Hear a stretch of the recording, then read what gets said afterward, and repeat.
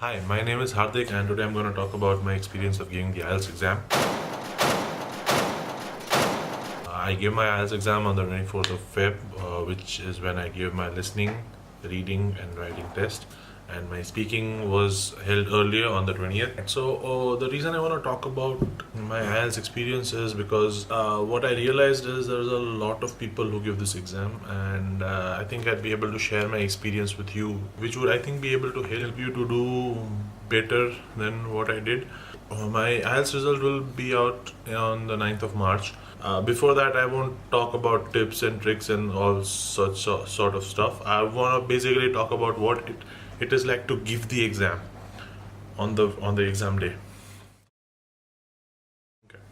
So first, I'm going to talk about speaking. Speaking was a little intimidating. My examiner was this guy, I don't even remember the name. He had an accent, and it was pretty difficult for me to get used to the accent because being an Indian, I was not used to listening to people in such accents, let alone be able to converse with him and answer the questions that he asked. That's where I faltered a bit.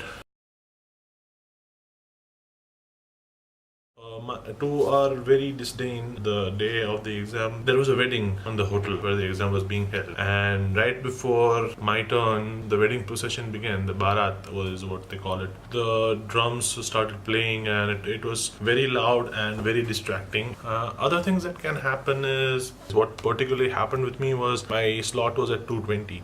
And at 2:15 I got called. I got up, got out of the waiting area, and I was asked to stop.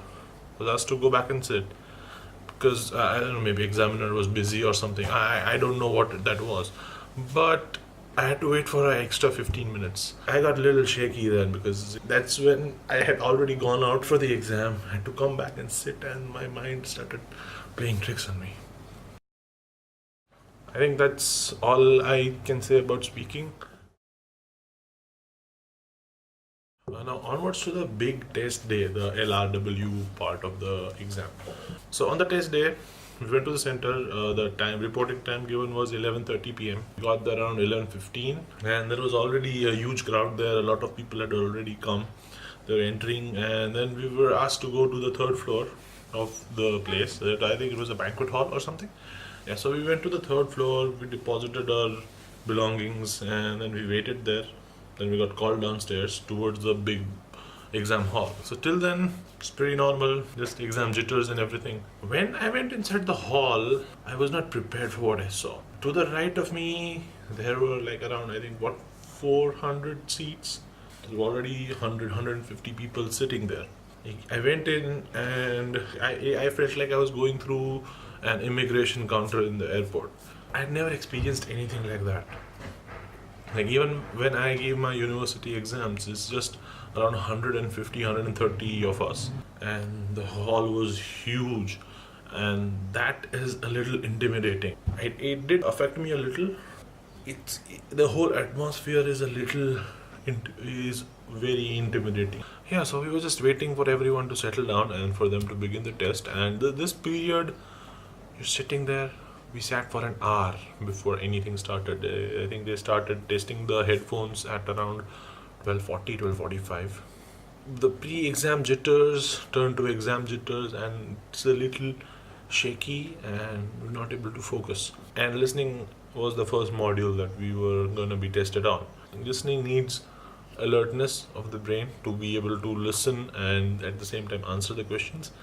And with everything that's going around, you're not aware, you're not focused, you're unfocused, you're panicking, and with the listening, that can happen. You may miss out on what you're listening to. It happened with my friend, happened with me. What basically I'm trying to say is be aware that it's going to be a big place, at least that was for us. I cannot say about the other centers. We gave a test at the Ahmedabad center, and if you're giving at Ahmedabad, just be aware that it's going to be a huge area. A lot of people are going to give the exam, so don't panic. That was for the listening.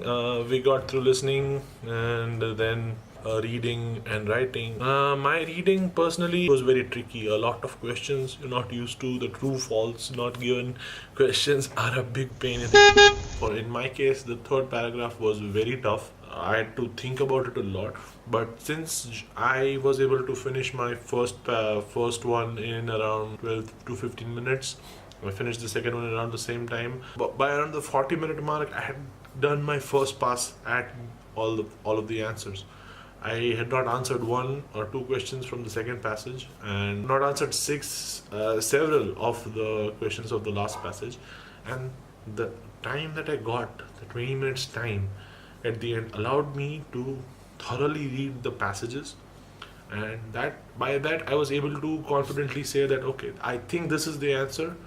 It may be wrong, I don't know, but that was very helpful to me. Similarly, writing demands a lot of time, it demands a lot of focus. And on that day, because of everything that could have happened before, you missed out on stuff, you can get a little confused. But what I'll say is, in writing, I finished my writing my essay and the task one in around 50 minutes, maybe 45. The last 10 minutes, I was able to read it again because I had finished. I did not read it while I was writing, I just wrote it down. The end, the 10 minutes, I was able to read the whole thing. I could correct a lot of my grammatical mistakes, a couple of spelling mistakes, and I was able to add certain words. Quickly rewind. For speaking, the examiner's accent may not be able to get it. Don't panic, just ask them what you're saying. First thing. Second thing, external circumstances can be a part of speaking. You just hope for the best. For the big test, writing, listening, reading, writing, do not get panicked by the occasion. It was really big for us, and I did panic for a while, but I was able to calm down in time. Yeah, I guess that's it.